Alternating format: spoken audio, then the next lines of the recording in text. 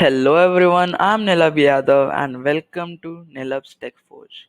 In this video, we'll be overclocking a Raspberry Pi 5 to 2.3 gigahertz. Like when you when you flash a firmware in a Raspberry Pi 5, the core only goes to 2.4 gigahertz and the GPU only goes to 750 megahertz.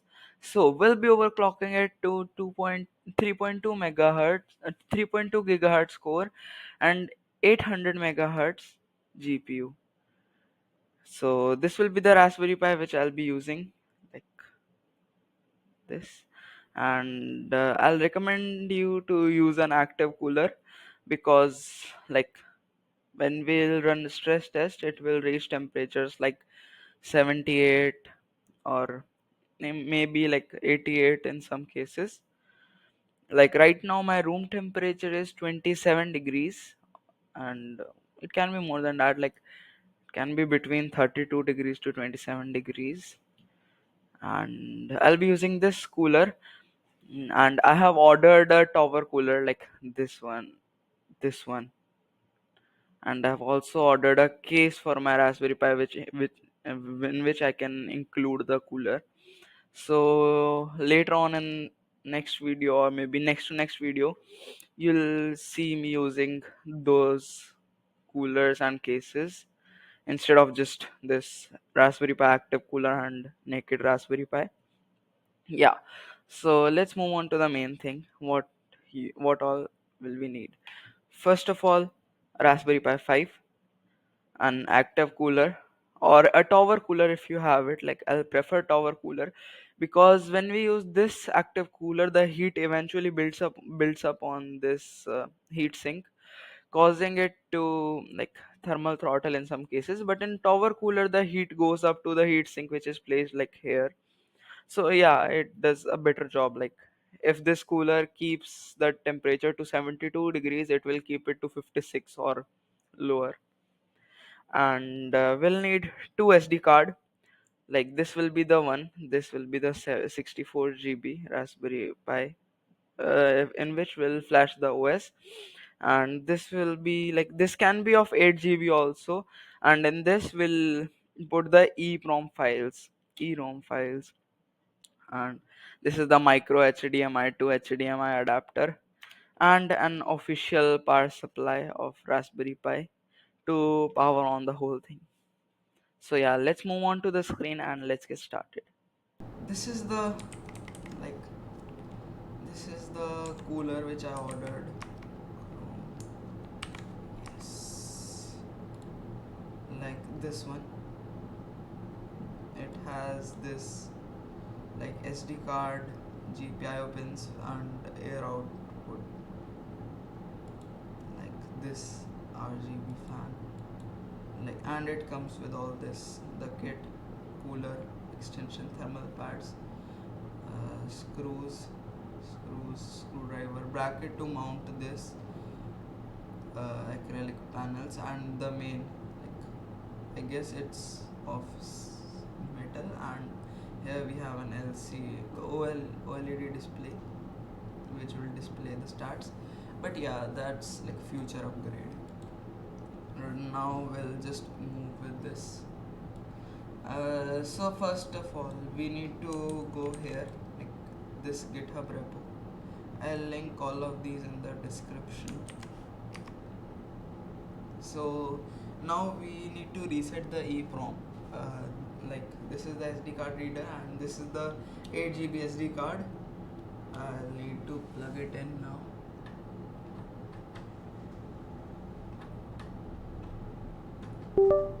Yeah, so now it's plugged in. Yeah, so these were the older EEPROM files. Now we need to go here and we need to like you'll be redirected to this page when you click on the link. So when you scroll down, you'll see this RPI EEPROM recovery. So you need to download this. Yeah, so now these are the 4 files which you will get after you open the zip file. Like no need to extract the zip file, just select all of these and drag and drop these in the SD card which we just inserted. Now you can plug out this SD card. Now we need to plug in our another SD card. So this SD card will hold all of our data. So let me just put this config file on the desktop. Config, yeah, it's correct. Let's leave it like this only. And now we need to install the Raspberry Pi imager. I have this already installed, but if you want to install, you can just go on the official website of Raspberry Pi. Yeah, Raspberry Pi OS. This is the official website of Raspberry Pi, and click on download for Windows, and then you can continue the installation process. Right now I won't do it because I have already installed it. We'll just click yes, and now we have our Raspberry Pi imager. Now we'll click on choose device. As we are using Raspberry Pi 5, we'll select this, then choose OS. We'll be using, we can use both of these, but let's go for 64-bit. You know what, let's go with the full version, full 64-bit. Yeah, it includes some games also, so that we can further test out our Raspberry Pi. Yeah, we need to select our storage, the 64 GB SD card. Now I can just hit next. Yeah, would you like to apply OS customization settings? Edit settings. Yeah, we need to edit it. Now we need to set the host name. You can keep it whatever you want. Then set username and password. I'll keep it to beast pi, I guess. And password, you can keep any password, but right now I'm just keeping it like root. And no need to configure add as LAN. Yeah, set low. Okay, yeah. So now moving on to services, we need to enable SSH. And now moving on to option, you can just it's your choice if you want to configure this part, but yeah, I would like to enable all three. So now we can just click on yes. All existing data on this device will be erased. Are you sure you want to continue? Yes, we are sure. So now it has started flashing our OS onto our SD card. So now we can move on with resetting the EEROM of this Raspberry Pi. So what you need to do is you need to plug in this SD card in this slot and push it hard inside, and then we'll use this adapter, official Raspberry Pi adapter, to power it on. And we'll use this micro HDMI to HDMI connector to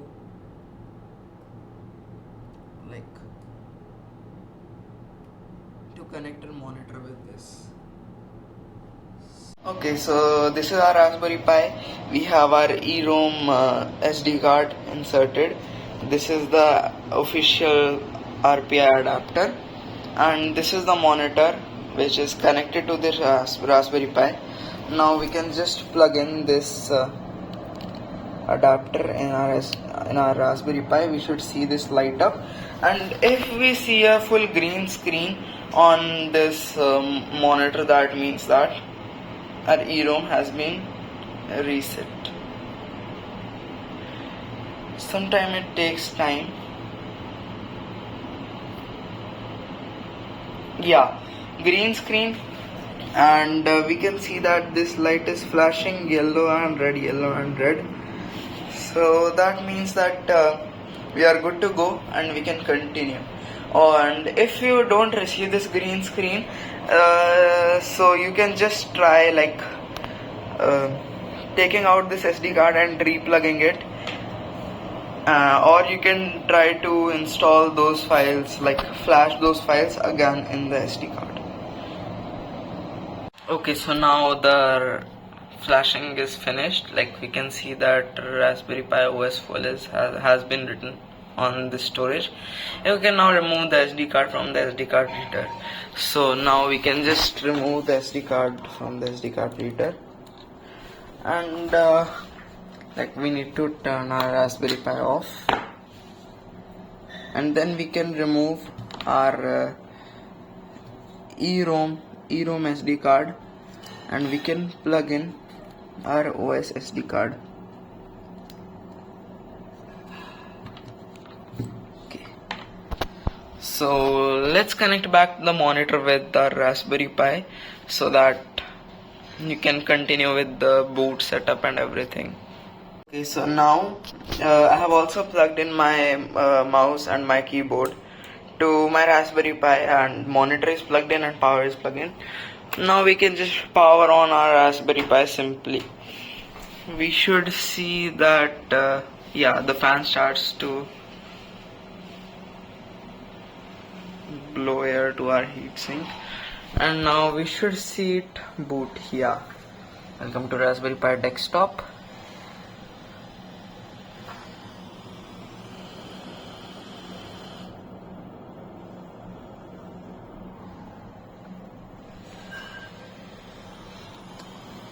It might take some time because it's the first boot. Like it will take around 3 to 4 minutes because the Pi needs to restart like 2 or 3 times.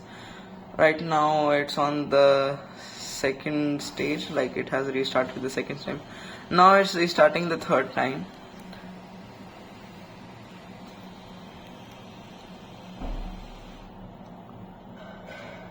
Yeah, and this will be the final boot.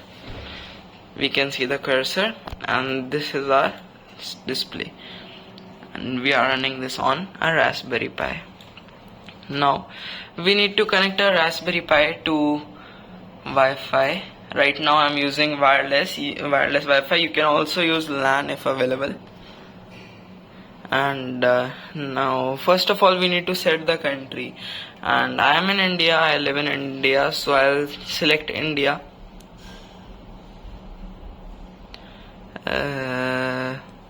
India, yeah. Okay, now I need to connect to my Wi-Fi, Airtel Nil.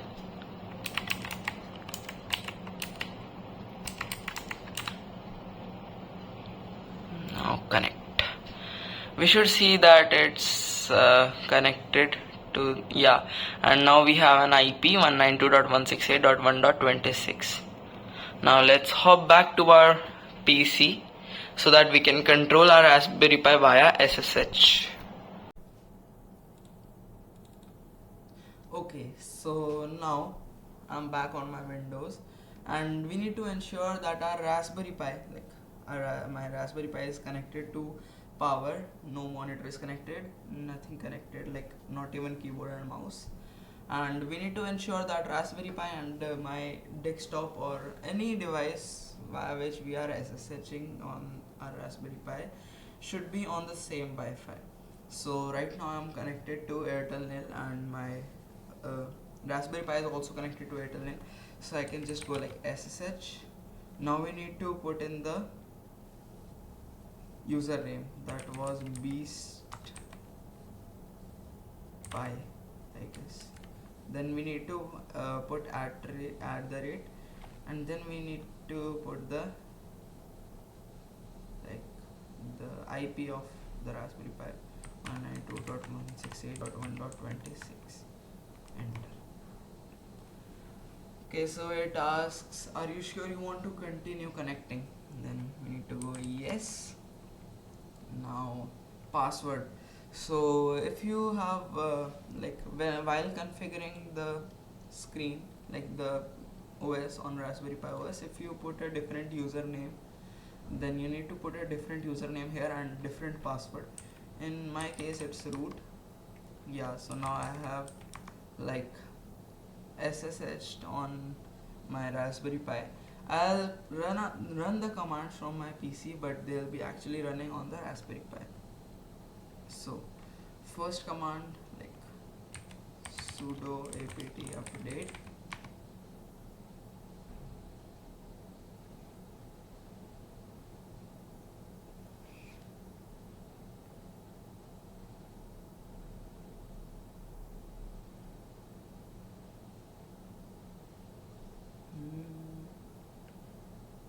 And then yeah, 188 packages can be upgraded. So now we can put time sudo apt upgrade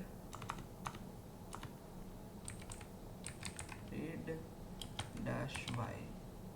Okay, so we are putting time to measure the time which our Raspberry Pi is taking, and y to provide it like when it asks that are you sure you want to continue, so it directly provides y, yes as input, so y for that. Yeah, so it's going. It takes time like around 5 to 10 minutes, and it depends on your Wi-Fi speed. Right now we can see that it is taking 1 minute and 32 seconds, but yeah, I'm sure that it will last for much longer time. Well, let's see.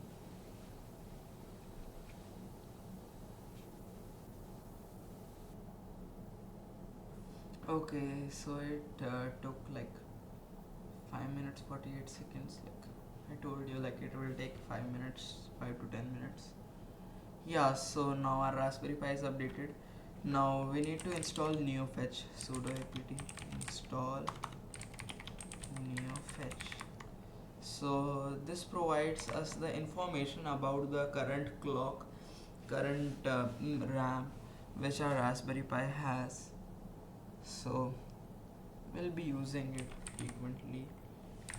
NeoFetch. Yeah, so we can see that it right now the CPU is like max clock is 2.4 gigahertz, and this is the Raspberry Pi model. So now first of all what we need to do is we need to edit our config file, or wait, right now it's at 2.4 gigahertz. Let's measure the temperature. Watch measure underscore temp.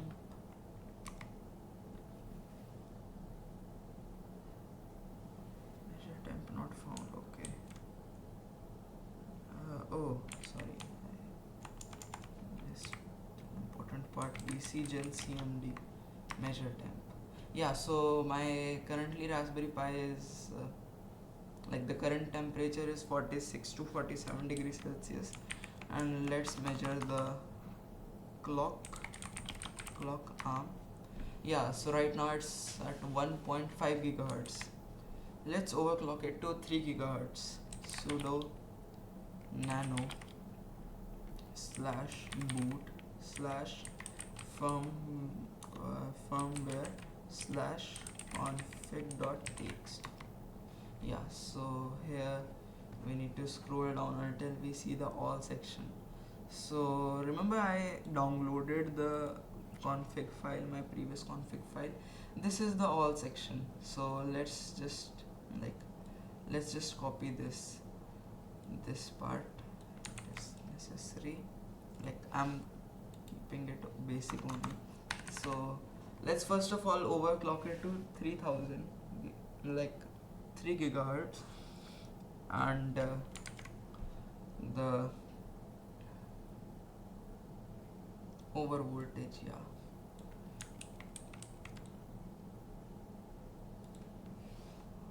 we need to change over voltage also.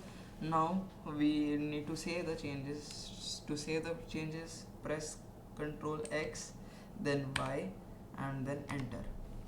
So now to apply these changes we can just hit sudo reboot.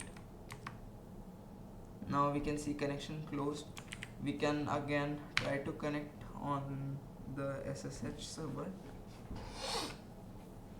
The Raspberry Pi may take some time to boot, so just keep a close eye on its fan. If it starts to like run at a high speed, that means the Raspberry Pi is powered on. Now, yeah, we need to put the password, which was root. I guess I put the wrong password. Yeah, root. So now clear.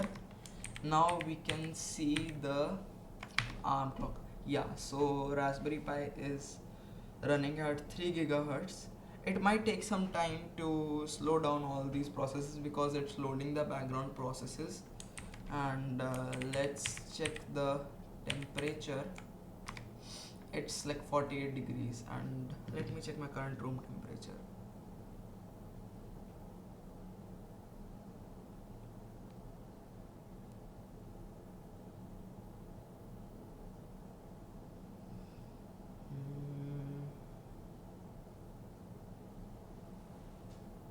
My current room temperature is 26.6 degrees. So yeah, that's fine. So you know what, we can run different CMDs. Let's run two different CMDs just to measure the clock. We'll need to SSH beast.192.168.1.26. No such host is known. Okay. Oh, the IP was wrong. Root. Okay, clear. Now let's measure the ARM clock here, and same command goes here. Sh beast pi @192.168.1.26. So root. Okay, bc gen cmd measure time. Okay, so right now the frequency, the clock is 1.5 gigahertz. Like that's the base clock. The Raspberry Pi is idling at 1.5 gigahertz and the temperature is 47 degrees. Let's go like this. Yeah, this will be much better. So now again we'll need to edit our config.txt. We need to scroll down until this frequency part. Now you can try 31 like 3100 for 3.1 gigahertz. But yeah, I know that my Raspberry Pi can go up to 3.2 gigahertz, so I can just go like 3.2 gigahertz, like 3200. Then same process, control X, Y, enter. Then I need to reboot. Okay, so all of these just closed. I need to connect it again.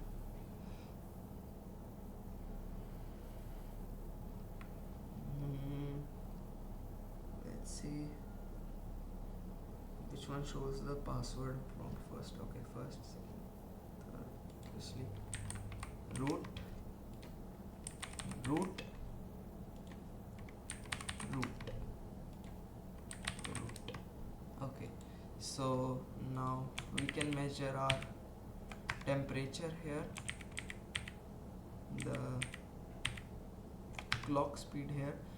Okay, so now my Raspberry Pi is running at 3.2 gigahertz. Temperature is 49 degrees. Now let's install stress. So sudo apt install stress. Yes, that's the command. Yeah. So stress -ng -c0. Okay, I don't remember the stress command. I need to check it.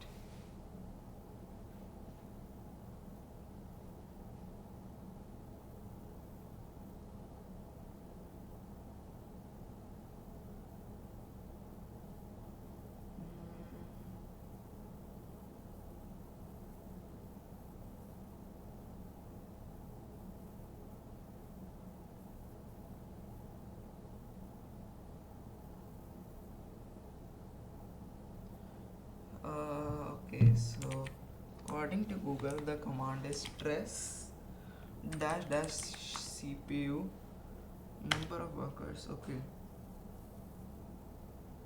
Specifically for CPUs, for example, 4 will stress 4 CPUs. Okay, I need to check it specifically for Raspberry Pi.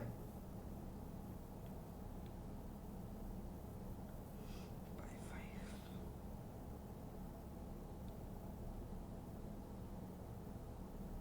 5. Okay, stress CPU 4.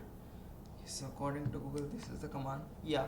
So now we should see that the temperature will increase and it will go up to like 89 degrees or something, and our clock frequency is 3.2 gigahertz.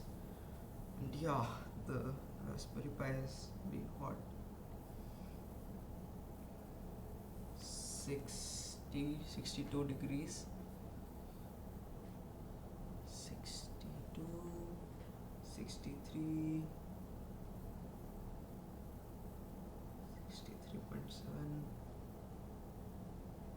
Okay, so it reached 63 because like I have AC on and it's directly pointing towards my setup, so yeah, the temperature will remain low. So yeah, 63 is the peak temperature. And what if we try to overclock it further? I think it will crash, and if it crashes, we need to plug in the SD card back to the PC and then like change it manually from this notepad. And yeah, it's a really time taking process, but you know what, let's try it out.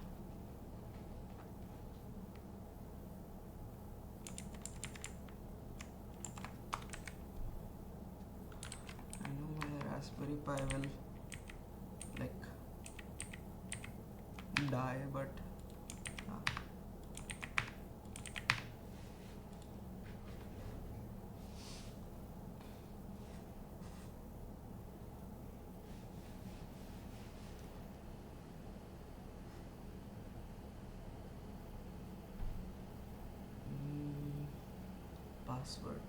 password.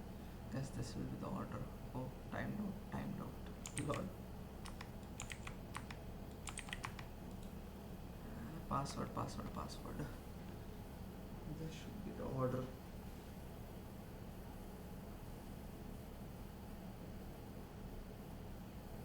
Okay, if it doesn't connect, that means that the OS didn't load properly. Yeah, so it's not connecting, that means the OS didn't load properly, and now we'll need to like unplug the Raspberry Pi, plug out the SD card, and then we'll need to like manually change everything.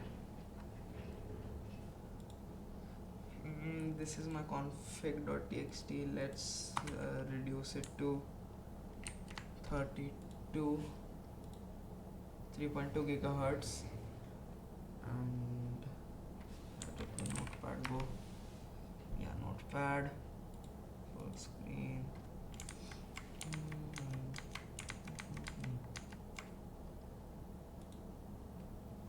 Okay, so apparently if I power it on now, it should work perfectly fine. Okay, now it's powered on. Let's try to SSH.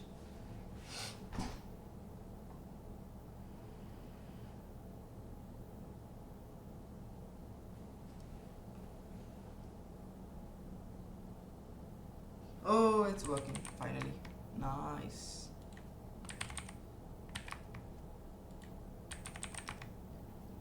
Okay, it's working. Let's test the this will be the clock, and this will be the temperature, and here will stress all the CPUs. Okay, so we should see a temperature hike right here.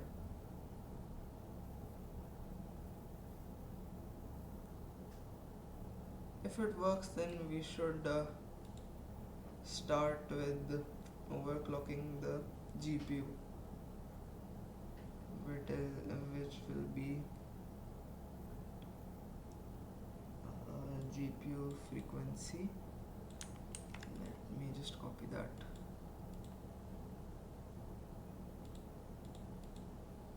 Okay, so 63, 64, yeah, same. Okay, so now config.txt, let's scroll to the bottom, paste it, and enable adaptive voltage scaling. Just paste it. Now max turbo.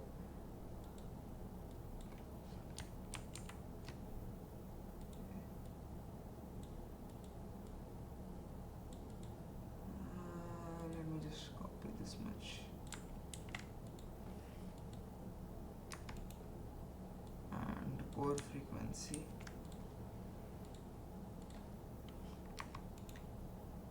Yeah, and this command is not necessary, like it sets your fan to run 24/7. Like if you power it on, the fan will start running. So if like the active cooler works like if the temperature exceeds 40 or 45 degrees, it will start running. And if we also add this command in our txt file, then like it won't stop, it will continuously run. But yeah, it will draw more power, so I won't recommend using doing that. Now we can just do sudo reboot. And yeah, our Raspberry Pi is now officially running at 3.2 gigahertz, and the GPU is running at 750 megahertz. And stay tuned for the next video. In the next video, I'll show you how to add swap memory to increase the RAM. Thank you.